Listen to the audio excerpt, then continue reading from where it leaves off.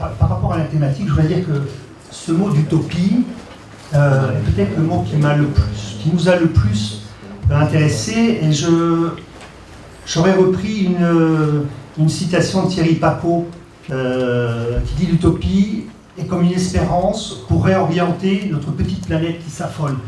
Et je trouve que dans cette expression, l'utopie, c'est d'abord ce qu'on veut faire de notre planète. Le Salon du Livre sera présidé par Tonino Benacquista, donc un auteur de romans policiers, à l'imaginaire débordant et qui est également co-scénariste, film, bande dessinée. Bon, c'est un type très très attachant à découvrir. Et puis cette année, on a une kyrielle d'auteurs, de navigateurs qui seront présents. Donc Isabelle Autissier qui sera aux côtés de Georges Pernou autour de la thématique de la mer, espace des imaginaires. On a aussi Axel Kahn qui sera là, Philippe Meyer de France Inter, pour une rencontre un peu croisée entre Philippe Meyer et Axel Kahn autour de ces marcheurs et des choses à faire à la rencontre des gens.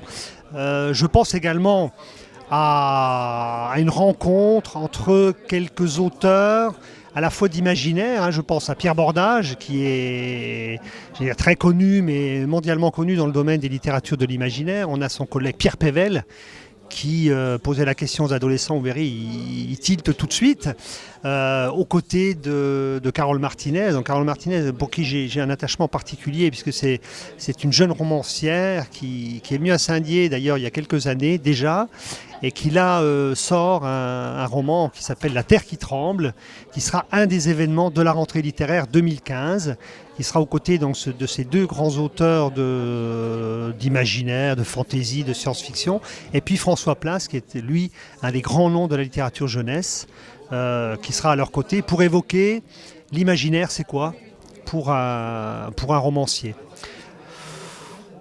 D'autres rencontres, on va évoquer aussi le rêve des bibliothèques du futur, parce que bon, en définitive, on peut se poser,